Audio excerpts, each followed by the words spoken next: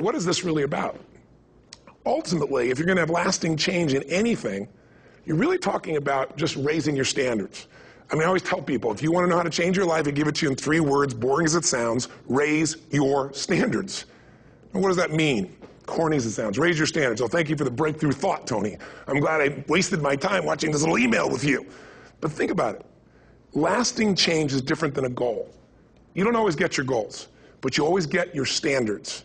Maybe it would help you is to think about it this way. I try to explain standards to people with a different set of words. Think of it as everybody in life gets their musts. They don't get their shoulds. Like, think about it.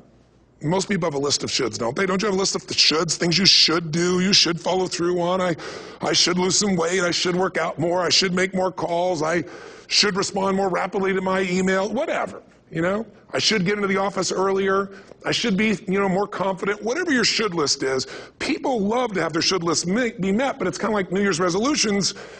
If it does, it's really exciting, but if it doesn't, which is most of the time, it's a little disappointing, but you kind of know it's not going to happen. But when you decide something is a must for you, an absolute must, when you cut off any possible, you say, I'm going to find the way, or I'm going to make the way. Human beings, when they resolve things, when they make a real resolution inside themselves, which is they raise the standard and they make it a must, they find the way. Think about it in your own life. Haven't you had some area of your life where you raise your standard and your life has never been the same? Maybe at one time in your life you smoked cigarettes, or you did something and you did it for years and you kept trying to change it, and kept telling yourself, I should. And then one day something happened.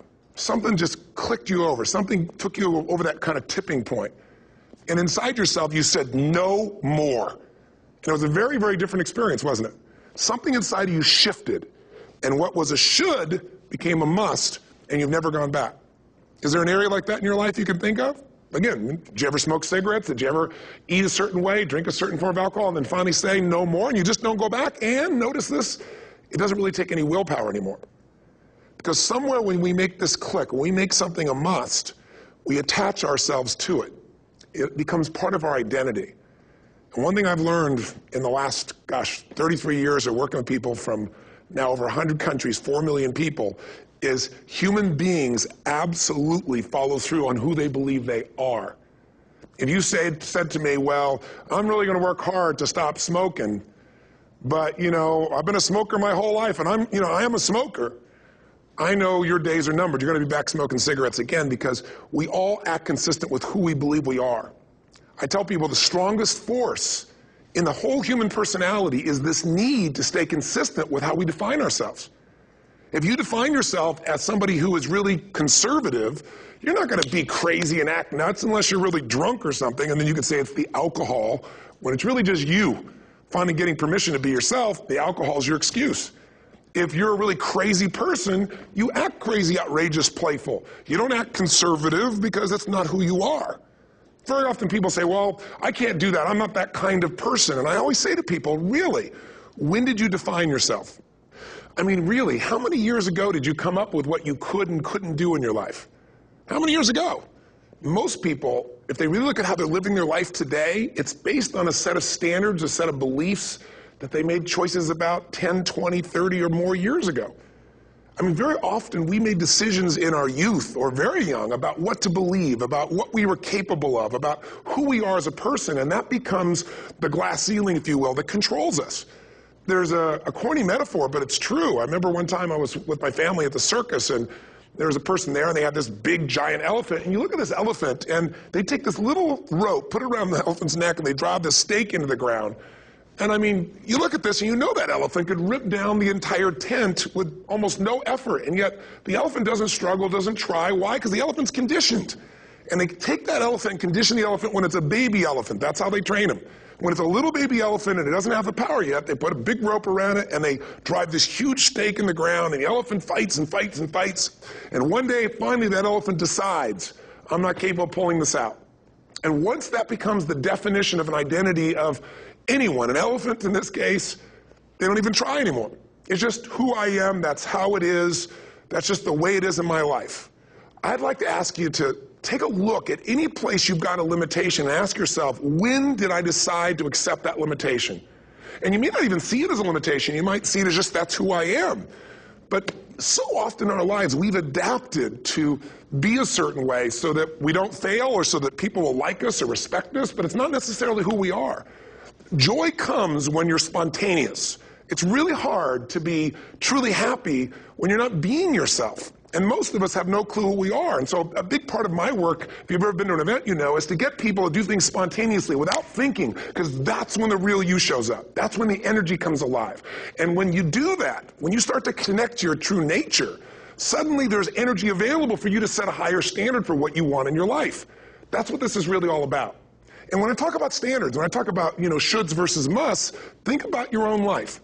I know there have been areas in your life where some point in time you just shifted and you raised the standard and your life changed.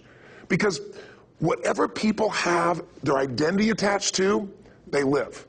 We live who we believe we are. That's just how it works. It's just kind of like, I'll give you an example. Look at your physical body. Your physical body today is an absolute reflection of only one thing. Not your goals, not your desires, but your standards. The identity you have for yourself. If your standard is you're an athlete, then there's a certain amount of strength, a muscle tone, and energy that's available in your body on a regular basis because that's who you are. And so you do whatever's necessary to maintain that identity. Again, the strongest force in the human personality is this need to stay consistent with how we define ourselves. Because if you don't know who you are, you wouldn't know how to act.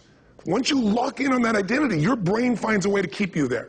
If you say, man, I'm overweight, I've always been overweight, I'm big boned, and that's the story you got, then you're going to always find a way to get back there. That's your settling point. That's your identity. That's where things lock in. If you see somebody who's in really great shape, you ask them, do you work out? You know the answer. Yes. How often? And they'll tell you 3 times, 4 times, 5 times a week, whatever. In a seminar, I'll ask people, who here works out at least 5 days a week? And I'm stand up. And you look around that room, and you know that they work out 5 times a week because you can see their body. You don't just get a result without some kind of action, without some form of ritual. Ritual meaning actions you do consistently. Now, do you think those people that are out there working out 5 days a week, do they have more time than you do? Or I have, or anybody else? Of course not. Is their life less busy? Of course not. It's just a must for them. They must work out that way, and they've made that turn and their life's changed. So I'm not saying you have to work out 5 days a week. I'm just saying whatever you really want, wants don't get met consistently. Standards do. Whatever you identify, this is who I am. And so it's not so much about changing your identity as it is expanding it. Deciding that, instead of your goal is to lose 10 pounds, which is not compelling, what if your vision was to get back to my fighting weight? This year, this month, this next 90 days, I'm going to transform my body. I'm going to take on a new challenge. I'm going to find some technique or strategy, there's a million of them, that can reframe myself where I'm going to feel younger, stronger, more vibrant than ever before. Here's my reasons. Because I want the energy to really make my life work. Because it's tough out there, and I want to be stronger than I've ever been before. I want to go in front of the mirror, and if I'm naked, not, want to laugh. I want to look there and take a good look and go, yeah, I'm proud of whatever I see there.